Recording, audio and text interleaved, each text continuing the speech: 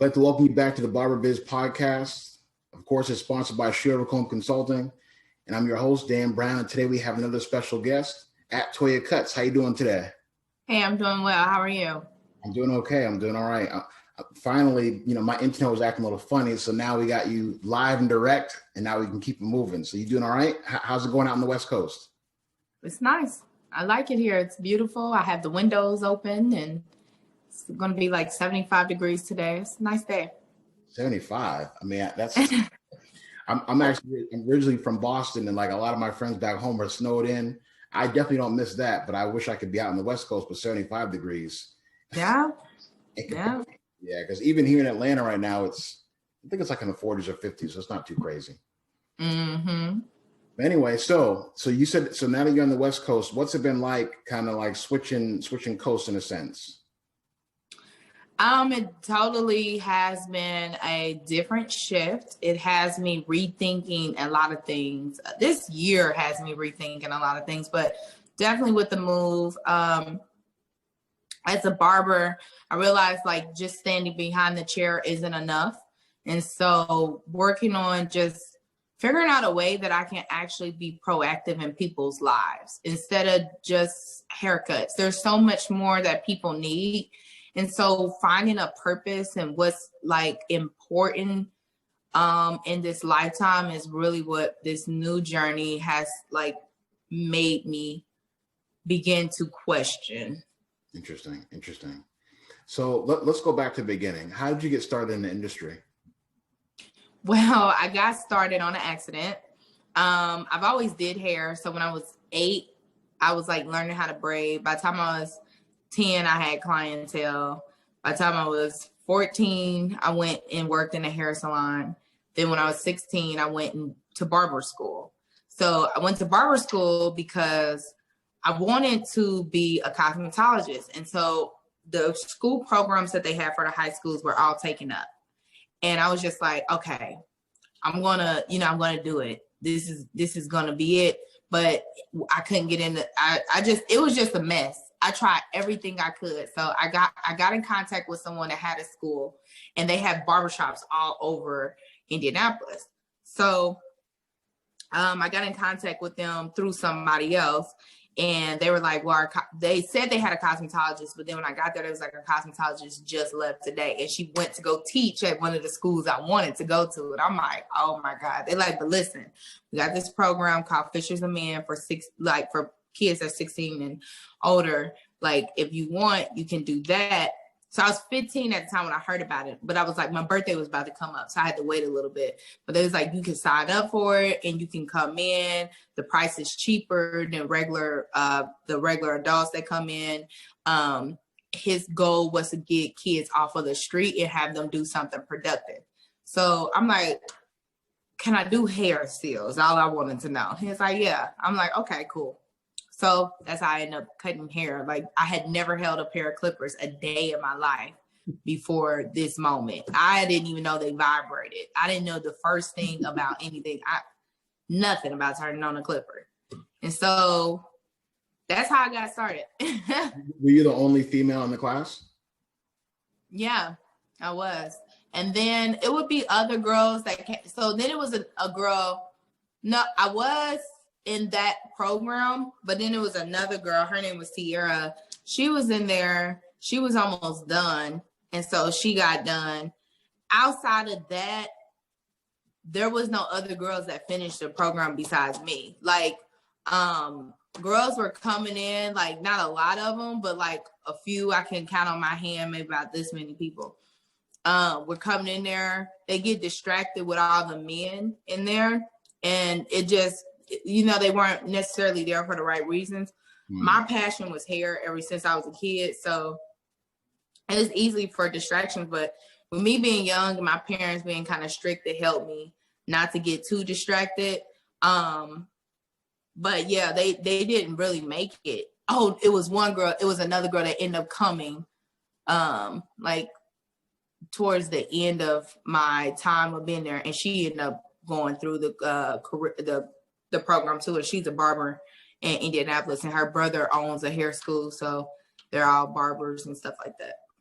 So what were some of the challenges that you faced, aside from the fact that you had never picked up clippers before, but what were some of the challenges that you faced while you were in school? Confidence. That was the biggest challenge that I had to grow through, is feeling confident. Like, I've always been good at what I do, but I didn't believe in myself.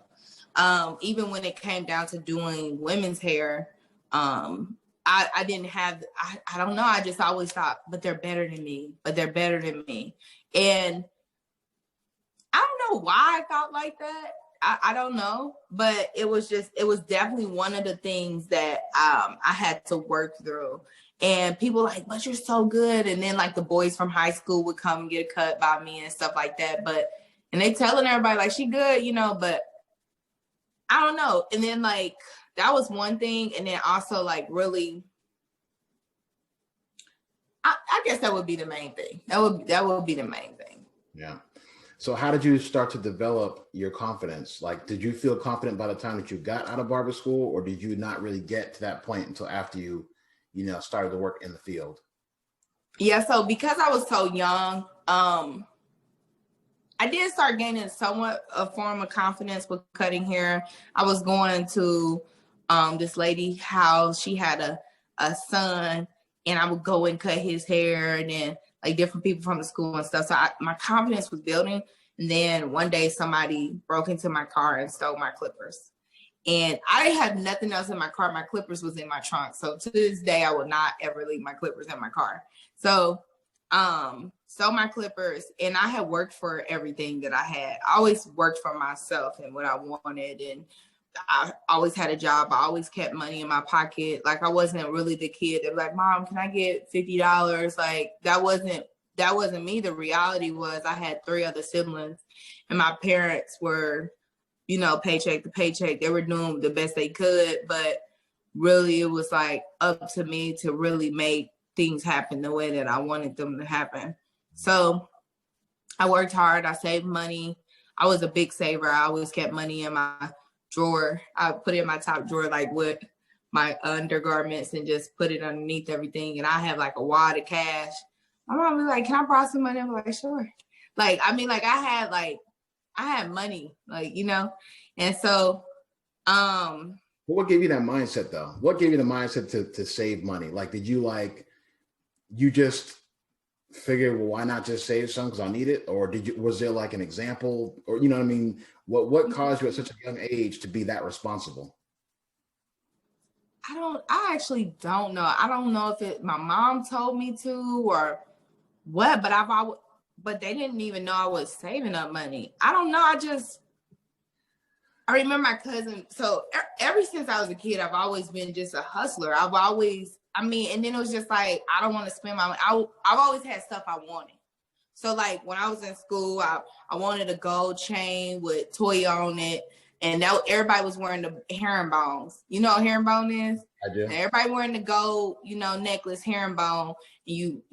People have whatever on it. So I wanted to get my name on it. So I put Toya on it. And then I wanted some gold earrings with my name in it. So I put Toya, my name, and I had a custom jeweler, like, make sure it got done. And so that was just like, I was that type of person. I would think of like, oh, I want to wear this skirt with this shirt. I want these flip-flops. And I go to Old Navy, give me some flip-flops, give me a little skirt from there and a shirt. Like, just stuff like that. Like whenever, I always cared about my appearance. I was big into my appearance. So crazy. I was more into my appearance than I am now, which I'm probably like, I'm into it now, but like, I couldn't even go to the grocery store without looking like the best before I went to the grocery store. Sorry, my so wife. I think that drove me to like want to save money, and I wanted a car, so I bought my car, like, just stuff like that. Yeah. So you're originally from Indiana. Mm-hmm. Okay. So did you get your license in Indiana? Or? Yes. That's where I got my license, and then I got reciprocity in Georgia, and I got reciprocity here in Arizona. Okay. Speaking of, I got to renew my license. Just thought about it for Georgia. December is the time that they have you renew your license. Yeah. Well, let me know if you need anybody for continuing education, because I got you. If I need anybody for what? Continuing education.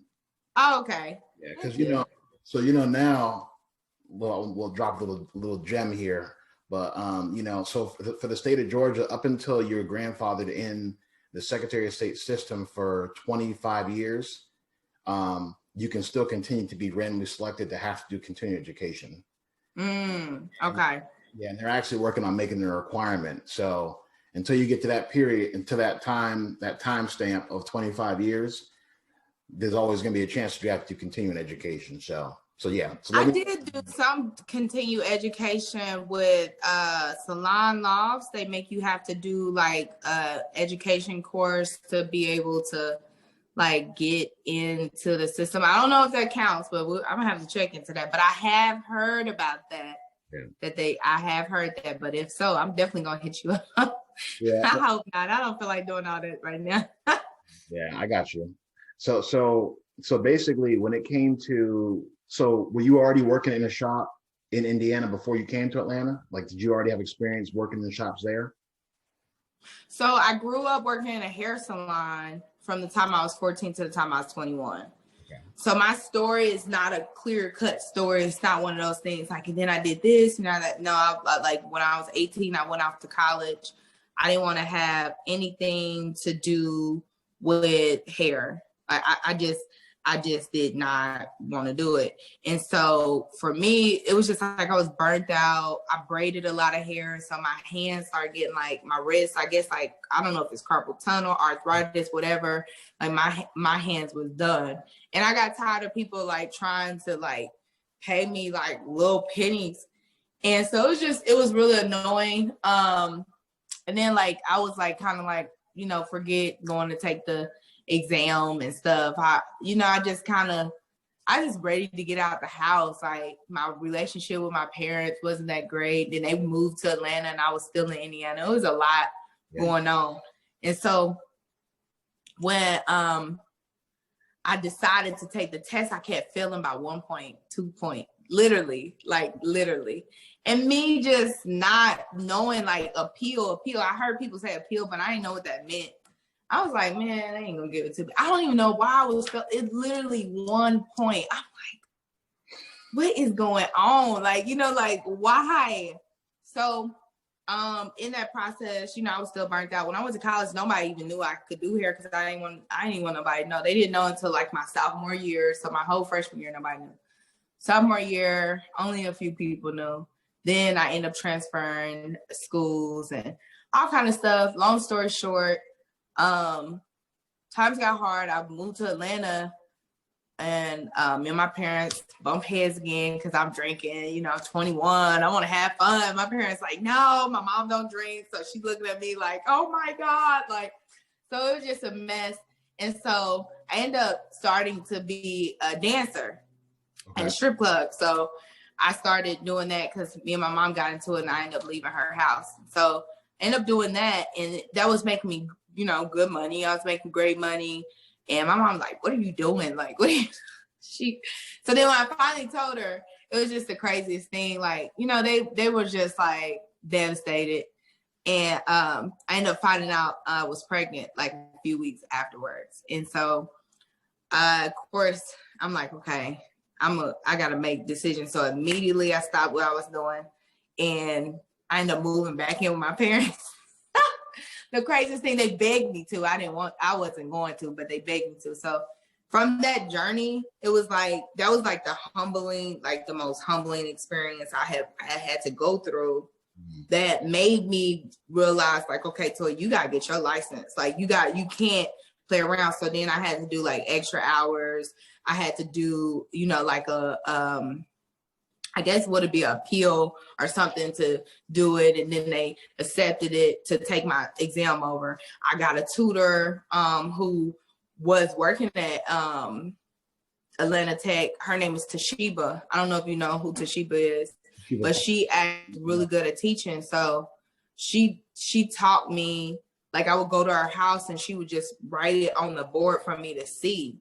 Because when I was in hair school, I really didn't learn anything. Like I didn't. All they wanted me to do was do hair a lot, which no shade. It just was what it was. I got out after school. Instead of me doing my lessons, the instructor had narcolepsy. So he'll be falling asleep during the class.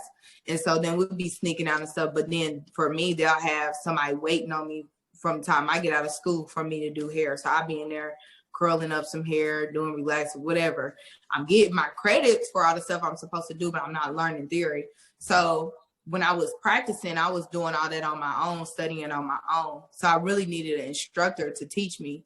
So I sat under her and she instructed me, and I'm pregnant, you know, sitting there. I come there every week, learn what I think maybe like twice a week, me and another guy, and we would come to our house and she would teach us. And I'm forever thankful for that moment. So because of that, I'm pregnant. I drive all the way to Indianapolis, get my license, like, cause I ended up passing my test.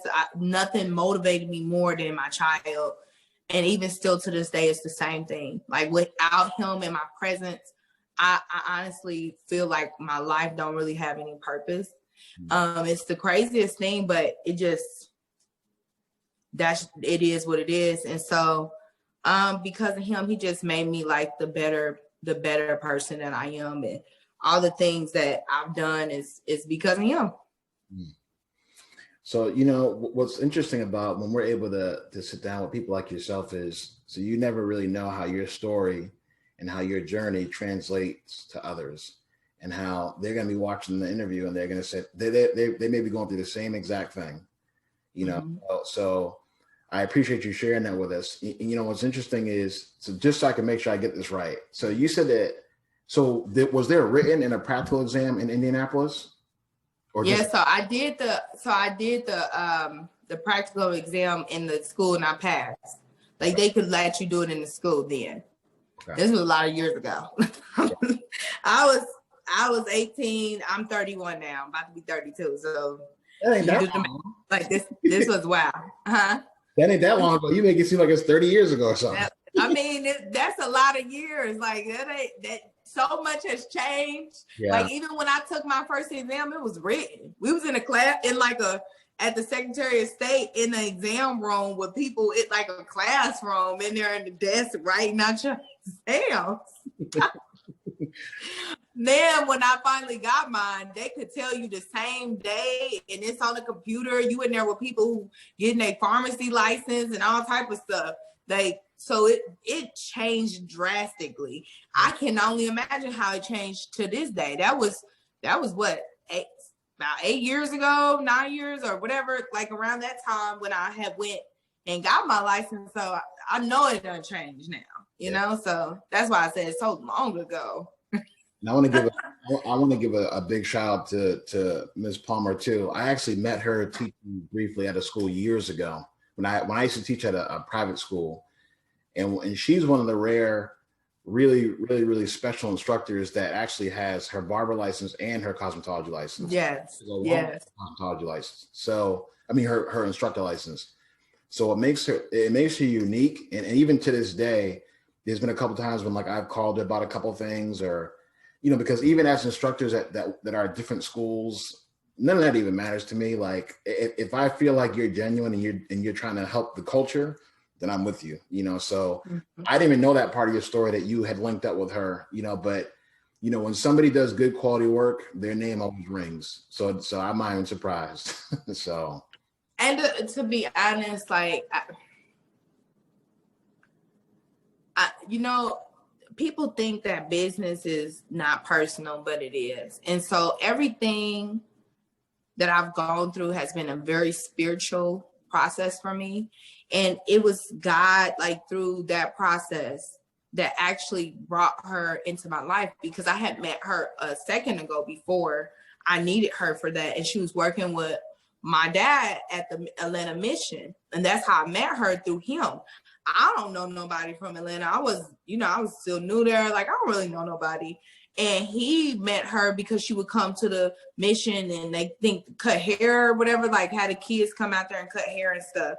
And so what's so crazy is I ended up doing that, going to Atlanta mission, like once I had my license stuff later, years later, and going to the women's part in women's and children. I would go and cut the hair for the kids. I think I might just start doing that here. I'm looking for ways that I can actually give back to the community. I'm looking for a way. So I think that might be a good way. You just helped me remember that. But yeah, God has been a big part of this journey. Even telling this story, I'm like, well, you just don't. It was so many times I was so scared Yeah. And I didn't know what I was going to do. I didn't know how bills was going to be paid. I didn't know how I was going to eat sometimes. I didn't know a lot of different things, and everything worked out to where I'm here. You know what I mean? I got videos on YouTube of me working, and one of them, the most views, it had like 560,000 views on it. You know what I mean? Like, so people identify me like, oh man, I seen your work and this, and I'm just like, you know, I'm just thankful that it's just been nothing but God. I could never did all this on my own. It was definitely a supernatural power that made this journey the way it was. Even me going and get my license the way that I was able to, that it was all supernatural. So you're in Atlanta, and one of the things that I noticed from your work is it almost seems like you specialize with doing really good sharp beards. It's like whenever I looked at your pictures, it'd be like, man, like it's like she got that beard like perfect. So what drew you to, or what drew you to kind of like really making sure that your skills were that tight in terms of whether it was beard work or raise, like whatever that was, you know, what made that stand out to you? Well, I've always been good at a lot of things, and I realized I was working at a commission-based salon, and I was doing whatever I could. And so, because I needed clients and I needed money and I just needed to survive. And so if somebody needed their hair wash, shampoo, blow dry style, I'm licensed. I can do all that. I'm a barber stylist, you know.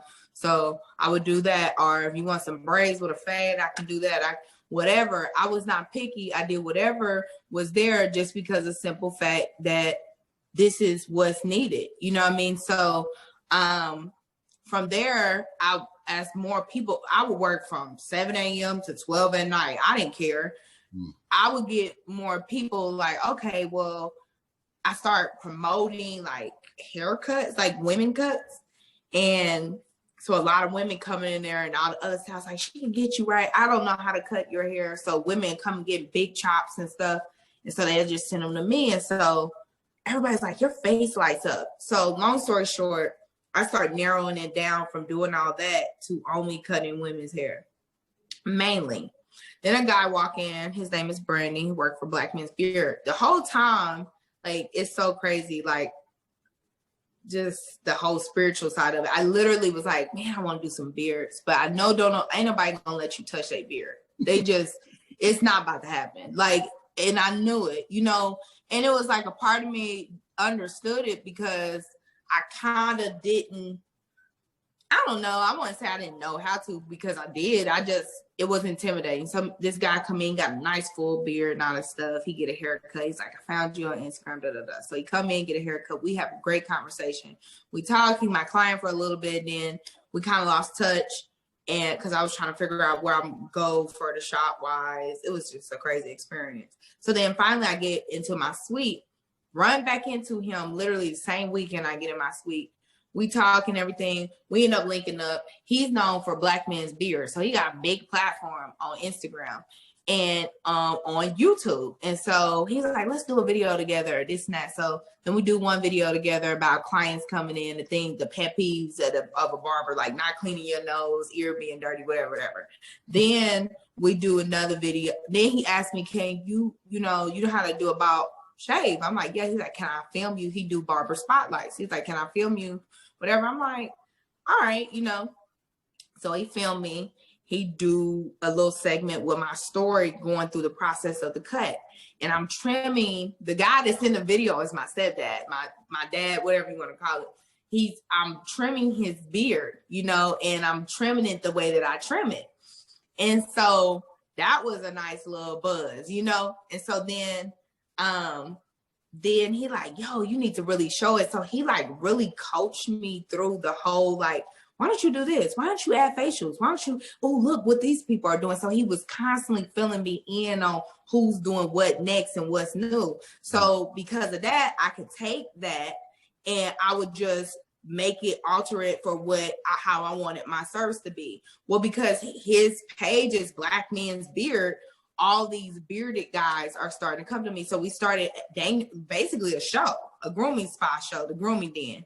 And so we would get models to come in, and every Sunday we would do 2 or 3 models and I would do whatever service they normally get from their barbers, but they don't have to pay anything, and they get this lavish service, and they all are bearded men. And so because of that, now people from Europe, wherever they're coming from the West Coast, East Coast, South, wherever, they're coming over to me to get this service because they saw it on YouTube or wherever, like they saw it. And so I end up building a name for myself for Black Men's Beard. That's how that happened. So when it comes to what you're thinking about in terms of what's going to help to push our culture forward, right? Like now you've been able to network, do different classes, you've been able to build up a YouTube platform, et cetera. What are you working on now in terms of like going forward, pushing, you know, to kind of push yourself? So right now, the biggest thing is automating my business. So I realized I have a Black son in America, and he needs me. And although I love cutting hair, I know I'm not going to be able to stand behind a chair forever, right? So the goal is, how can I give somebody the skills that I have and help them to achieve what it is that they want, especially women who are in a male-dominated industry. I want them to learn that you can do whatever it is that you want to do, and collaborating with people and building good relationships is how I got here. It was not by myself, and a spiritual balance is definitely important, because it was times that I didn't understand how things were. Like before I met Brandon, I was already thinking, man, I want to get some beards. The want created the energy behind it, and then people come. The character I had kept the relationship. The passion I had came across the screen. These are things that are important. Like if you don't have these things, so showing women this is important. You can't be lazy with it. You can't be lazy with it. You can't, you know, be intimidated by it, all these things. So coaching women through. So now I'm starting a coaching program that starts in January. I have a list of women who are starting with me, and we're going to go through some things where we're figuring these things out, because as women, it's a little different in this industry. A lot of the men have wives who could be able to take care of the kids, cook the meals and all that stuff. And they're able to go and be at the shop all day. Well, the difference is you're dealing with single mothers who, a lot of barbers have wives. Man, I paid attention. Now I'm like, man, a lot of barbers got wives. I'm like, they figured it out. So, but the women, we're single and we got children, and we're wanting to do something to make money, but we also love what we do. And so now it's like, I got to pick the kids up. I got to make sure they have food. I got to make sure that the school, that they okay in the school system that really ain't for our kids. And that really, I mean, boy, I done went through a lot with the school system, like to the point my son's homeschooled, not just because of COVID, but he's not even in the public school homeschooling. We took him out and put it in a private homeschooling sector because it's ridiculous. Then you still got to make sure your house is in order. You still got to go to the shop, be presentable, focus on figuring out how not to be too attractive, but not to the point to where you don't look presentable. Then you got to have people take you serious because you're a woman, and they thinking, oh, this is going to be something that it's not, you know what I mean? And so now you got all these factors, right? And it's like, where's the balance, and how do you get that balance, and how do you grow in this business, and what are the steps that can help you to actually grow? Those things I think would be that's where my heart is to figure out how to get that stuff done. Well, Toya, I know that based off of the work ethic that you've already shown, like you said, you've been saving money and hustling since you were 10 years old or 8 years old, I think he said. So I know that whatever you work on, you're going to be successful. So, man, we just really appreciate you stopping in today. Like I said, we didn't want to take up too much of your time because we know that you got moves to make. But, you know, continue to do everything you're doing. Look forward to possibly seeing you the next time you get back in Atlanta. I'll be back on the 29th through the 31st, cutting hair those days. And then like my son's birthday is right after that. So we'll be celebrating that and then coming on back to Arizona to keep life going here. All right. Well, we thank you again for stopping through. We're looking forward to the next time we're able to sit back down with you. Thank you. Thank you for having me. Absolutely.